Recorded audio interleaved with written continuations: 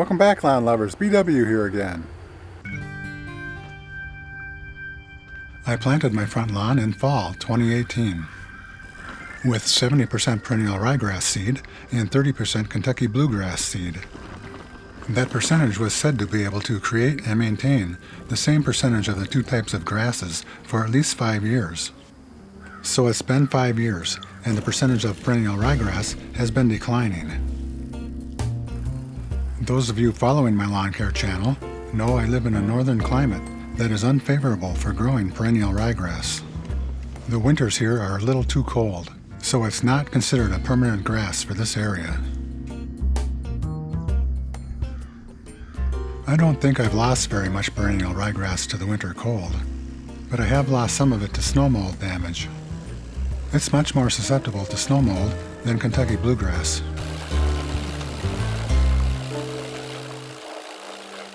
Perennial ryegrass is a little darker in color than the Kentucky bluegrass. When the sun is just right, usually in the late afternoon or evening, I can see areas where the grass is lighter and darker in color, giving the turf a mottled appearance. The color difference is very hard to see on camera. Still, the lawn is generally getting lighter in color over time, as the Kentucky bluegrass fills in for the missing perennial rye.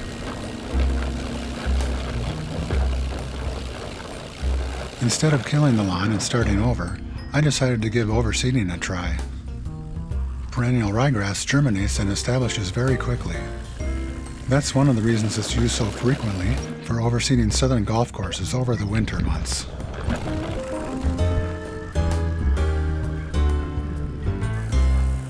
I don't usually recommend overseeding perennial rye into Kentucky bluegrass. When you have an all bluegrass lawn, the darker ryegrass grows in clumps, and no matter how often you overseed it, it always results in a mottled appearance.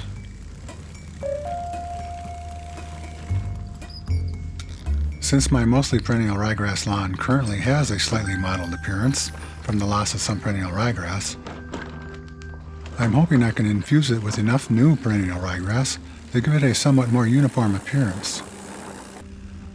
If I ever want a truly uniform lawn again, I will have to kill it and start all over again. That's not that hard to do, and you've seen me do it several times in different sections of my lawn. You can do it. I have just enough Pangea perennial ryegrass seed laying around to overseed this little front lawn of mine. The seed could be 4 years old, but I've kept it in a cool and dry place.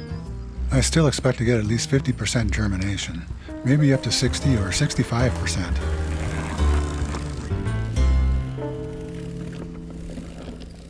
Now it's time to clean up a little. I don't want to let any of that precious seed to get away.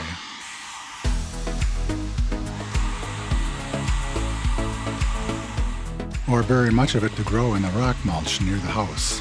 I won't be able to get all of it out of there, but maybe I can get most of it back out into the grass where I'd like it to be.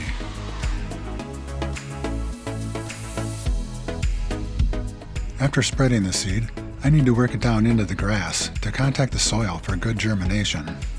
There are a couple of ways to do that. I would suggest raking the seed into the grass with a leveling or leaf rake and then watering it in. I got lazy and decided to just water it in with a heavy stream of water by hand.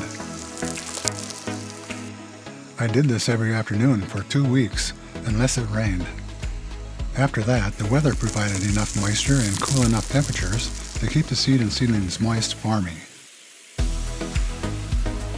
Young perennial ryegrass is light green in color, so I don't expect to be able to see it growing in my lawn for the rest of this season. I might see some grass seed germinate in the rock mulch next to the front of the house. I'll continue to mow the grass at 1 1/4 inches every 3 days so that the young grass can easily reach the surface for sunlight. Let's look 3 weeks later and see if I can find some seedlings in the rock.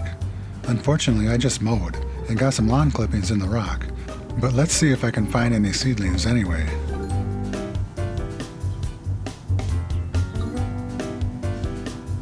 Whoops, there's one.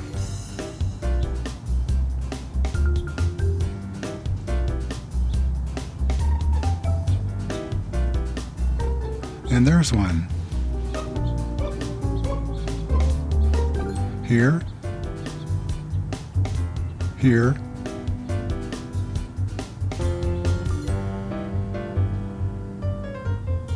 Here. And here. So I know that at least some of the grass seed germinated. Here's what the lawn looks like 6 weeks after seeding. Can you see the difference? Neither can I. It looks pretty uniform, and it's very dense. It looks denser to me than it did before. So this project may have been worth my time and effort. I can't wait for next summer. It will be interesting to see if I can detect some improvement in uniformity and color. I'll update you on how this project turns out. Now get out there and have some fun on your lawn, and remember, you can do it.